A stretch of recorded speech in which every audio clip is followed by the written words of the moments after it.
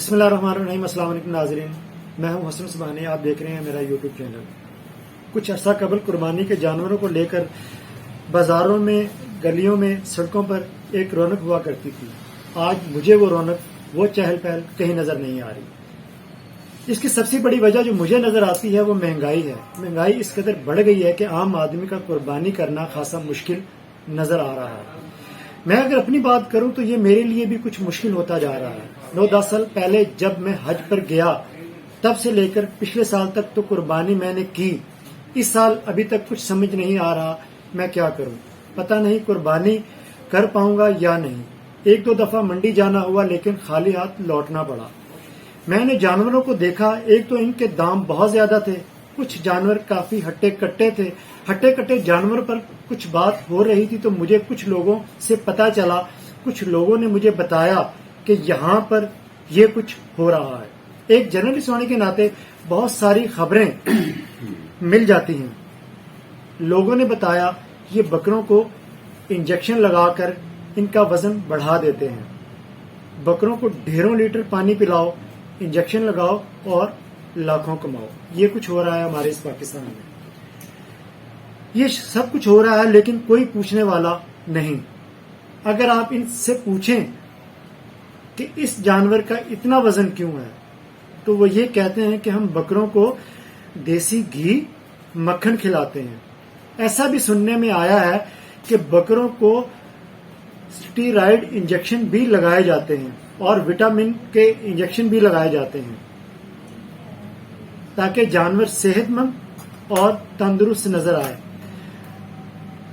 آپ نے دیکھا ہوگا جیسے باڈی بلڈرز اپنے آپ کو انجیکشن لگاتے ہیں یا مختلف وٹامن استعمال کرتے ہیں، مختلف چیزیں استعمال کرتے ہیں کہ ان کی باڈی اچھی اور خوبصورت نظر آئے، اور چند دنوں کی راحت اور خوشی کے لیے اپنے لیے موت کا انتخاب کر لیتے ہیں یہ لوگ۔ ٹھیک اسی طرح پاکستان میں قربانی کے جانوروں کے ساتھ بھی یہ سب کچھ کیا جا رہا ہے۔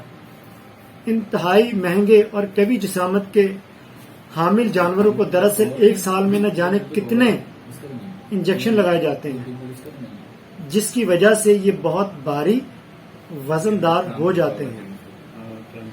اچھا، ان کی گردنوں کی جالرز مین تک آ جاتی ہے، یہ بھی آپ لوگوں نے دیکھا ہوگا، مطلب جو لٹکی ہوتی ہے آگے سے گردن کے نیچے جو ایک جالر سی ہوتی ہے، اور ہماری جو بیوقوف عوام اس کو خوبصورتی سمجھتی ہے۔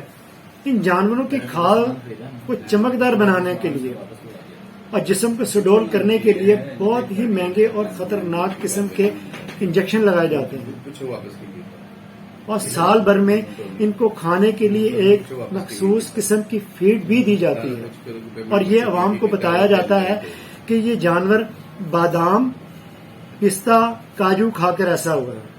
کیا آپ اس بات کو مانتے ہیں کہ یہ اس طرح ہوتا ہوگا؟ ان لوگوں کو تو خود کھانے کے لیے یہ کاجو بادام نہیں ملتے، تو یہ جانوروں کو کیا یہ دیتے ہوں گے؟ اتنا بڑا جھوٹ سن کر لوگوں کو سمجھ کیوں نہیں آتی؟ بادام، پستہ، کاجو، یہ سب چیزیں انسانوں کے لیے اتنا مشکل مطلب ہوتی جا رہی ہیں کہ آپ اندازہ نہیں کر سکتے، اور کہا یہ جاتا ہے کہ یہ سب چیزیں ہم جانور کو کھلاتے ہیں۔ حقیقت تو یہ ہے کہ انجیکشن لگا لگا کر اور وٹامن کی گولیاں دے دے کر ان جانوروں کا جو گوشت ہوتا ہے نا وہ مضر صحت بن چکا ہوتا ہے، اور یہ کئی قسم کی بیماریوں کا سبب بنتا ہے۔ اگر آپ کا منڈی سے کوئی بھی ہٹا کٹا جانور، مطلب کوئی بھی ہٹا کٹا جانور لے جا کر ان کو اپنے گھروں میں 3-4 مہینے کے لیے باندھ دیں تو یقین جانیے دن بدن ان کا وزن کم ہوتا جائے گا۔